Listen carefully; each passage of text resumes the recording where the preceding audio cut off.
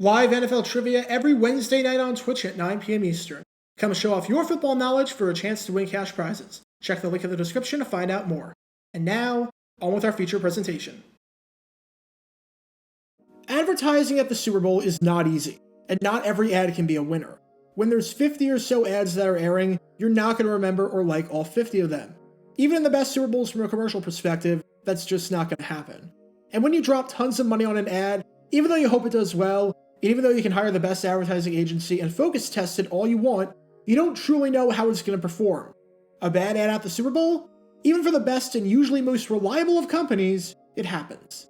But then, there's what happened with Taco Bell at Super Bowl XXXVI. Because holy cow, this advertising campaign was an absolute disaster. Again, one bad ad is one thing, but two, and a confusing marketing strategy that seemed to make no sense whatsoever, and some confusion from the company of whether or not it'd be a good idea to advertise at the Super Bowl in the first place, well, you have yourself a recipe for disaster. Taco Bell's campaign during the Super Bowl was an infamous lesson in what not to do when advertising at the big game. And this is the story behind the campaign. Before I talk about this disastrous advertising campaign and truly put this failure into perspective, we need some context to understand Taco Bell's history of the Super Bowl, and why they were even considering advertising at the game in the first place. And prior to Super Bowl XXXVI, Taco Bell had some experience advertising for the game. Granted, it wasn't a lot of experience, but it wasn't like Just for Feet at Super Bowl XXXIII, where they had no idea what they were doing and who to trust, and where they had never advertised at the game before. You can learn more about that advertisement, which was arguably the worst ad in the history of the Super Bowl, by clicking the card in the upper right corner. Taco Bell first made their Super Bowl debut at Super Bowl XXIX with a bold and ambitious two-part commercial series called Mysterious Lights, which played heavily off of E.T. and the vibes from that movie. And the story behind the Mysterious Lights campaign is another crazy thing in and of itself. That advertisement only began shooting on January 9th, less than 3 weeks before the Super Bowl, and that wasn't even the initial ad that Taco Bell was going to go with, as I hired a completely different advertising agency to run a completely different ad campaign, but the CEO liked this campaign so much that it replaced the original campaign. Now the game itself was a dud, but the two-part mystery was received pretty well, finishing 11th in the USA Today ad meter out of 42. Having an ad that was awfully close to the top 25% of them all is pretty good, especially for an ad that was only shot 3 weeks before the Super Bowl. However, after that ad and after another advertisement that ran at Super Bowl 31, Taco Bell decided that they were going to sit out of the Super Bowl for a bit. And this was originally going to be the plan at Super Bowl XXXVI from a commercial perspective. They were already part of the Super Bowl in some capacity, as they were the sponsor for the Taco Bell play of the game, which unsurprisingly was Adam Vinatieri's game-winning field goal that gave the New England Patriots their first Super Bowl in franchise history. But buying ad space at the Super Bowl was not in the company's plans. At least, not at first. But after the NFL made a critical announcement that changed just about everything, Taco Bell was beginning to have second thoughts. And for the first time in 5 years, and oddly enough, for the first time since the last time the big game was held down in New Orleans in the Big Easy, they were going to air a Super Bowl commercial. Originally, Super Bowl XXXVI was supposed to take place on January 27, 2002, taking place on the last Sunday in January, as the last 12 Super Bowls had, and as every Super Bowl since Super Bowl XX had, with the exception of Super Bowl XXIII. You can learn more about that Super Bowl by clicking the card in the upper right corner. However, due to the terrorist attacks on September 11th forcing the NFL to not play any games that week, and forcing the league to move their games initially scheduled for the weekend of September 16th to the first weekend in January, the entire postseason got pushed back by a week. And this meant that now, the Super Bowl was taking place on February 3rd, becoming the first Super Bowl to ever take place during the month of February. Why is this important? Because with the Super Bowl now taking place in February, Taco Bell was more interested in advertising. Taco Bell had been planning for a while to launch their all-new steak quesadilla sandwich on February 3rd.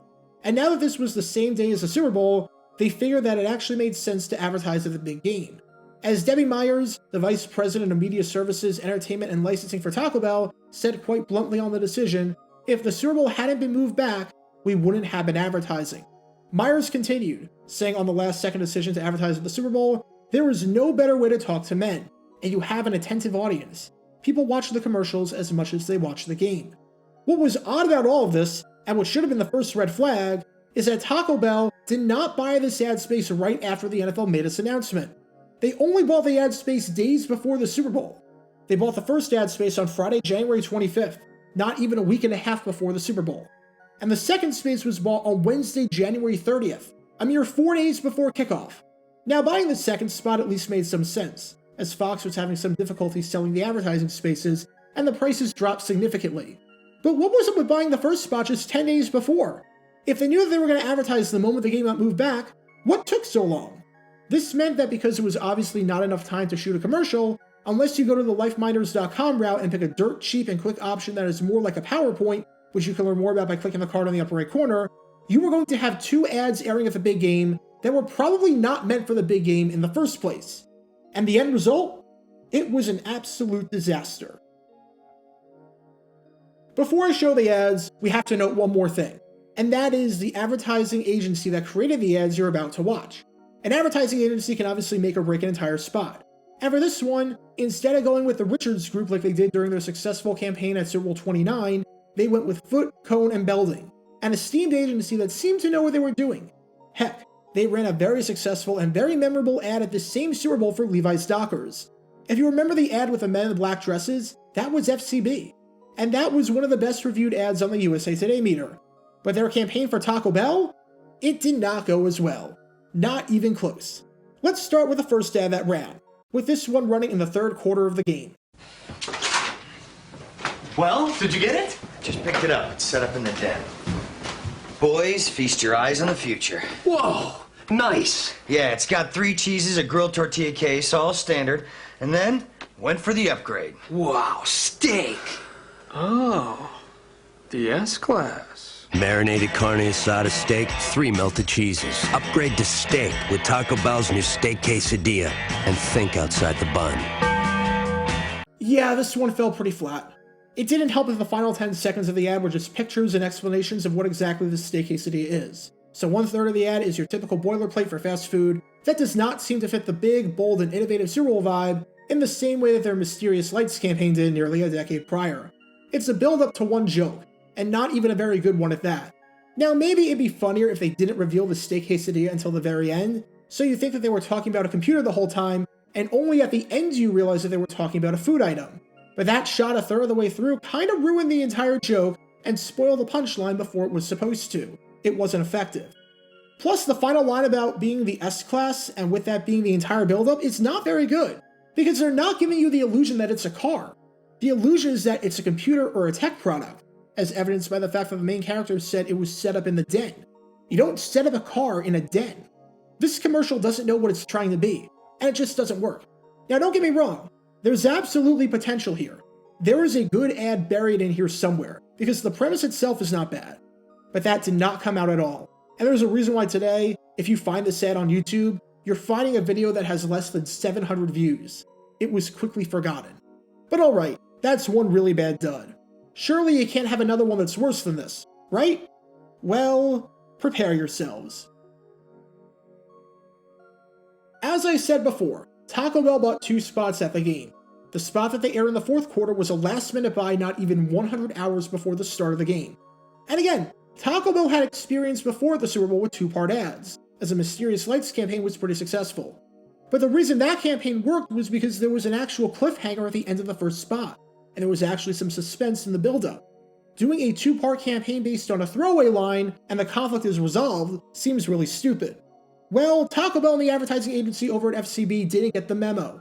Because remember that line about the S-Class that I'm sure maybe 5 people laughed at out of the over 86 million people watching the game on average, and out of the over 131 people watching the game at its peak? I hope you do, because it's time to run a campaign based off of that joke. Taco Bell announces a revolution in steak, the S-Class. The new 2002 steak quesadilla has unmatched flavor dispersion thanks to marinated carne asada steak. Other luxury appointments include 3 melting cheeses to rev up your taste buds and a toasty grilled tortilla. No wonder Steak Enthusiast magazine calls it a tasty triumph of culinary engineering. Bite into the new steak quesadilla today and see how it feels to think outside the bun. Taco Bell doesn't even know what its own lore is here. They don't know what their cinematic universe is supposed to be. In the first commercial, the steak quesadilla was a computer, and in this one, it's clearly a car. Which one is it? Why can't you be consistent? There's not even a joke or a punchline in here, and if we can even call doing a taco commercial in the style of a car commercial as a joke, the punchline is revealed 2 seconds into the ad. I don't get why Taco Bell felt the need to drop somewhere in the ballpark of $2 million on this spot. Because holy cow, nothing about this spot works. It's not funny, it's not memorable, it's not clever, and the joke is revealed right away. And I want to emphasize something before going any further. This is not just about me not liking the ads or finding them memorable. Because again, nothing about these ads is offensive in any way, or is bad to the point where I wonder how anyone thought it was a good idea. Because again, there are some elements here that if properly developed could actually work. Plus, as I said earlier, companies put out bad ads at the Super Bowl all the time. And there's nothing that seems to be particularly memorable about how bad these ads were.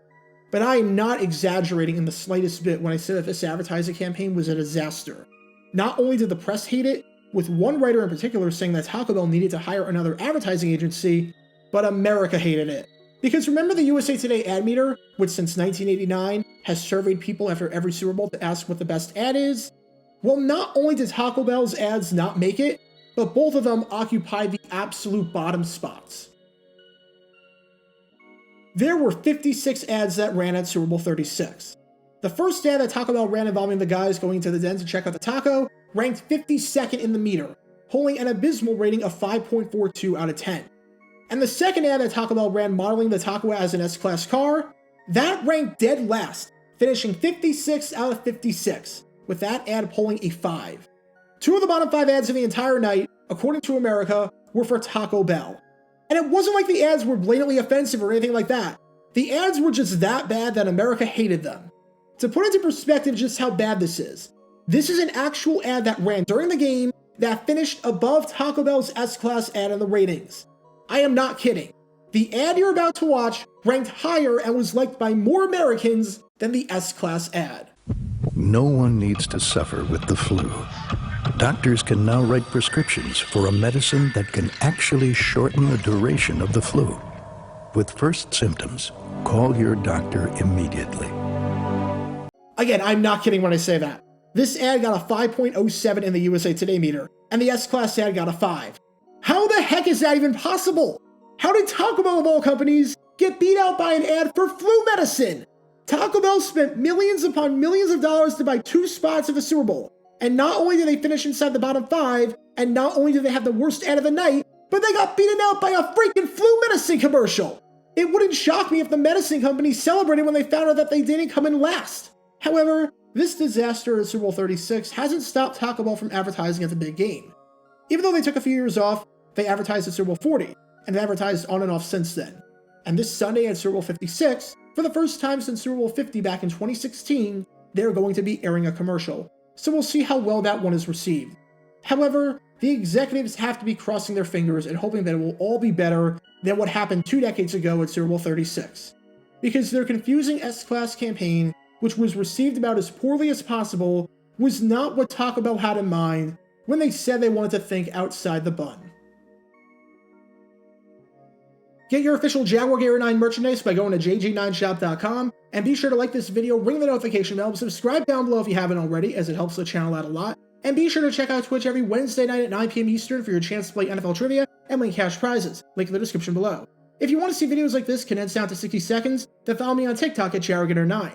If you want to see college football videos, subscribe to Jaguar Gator 8.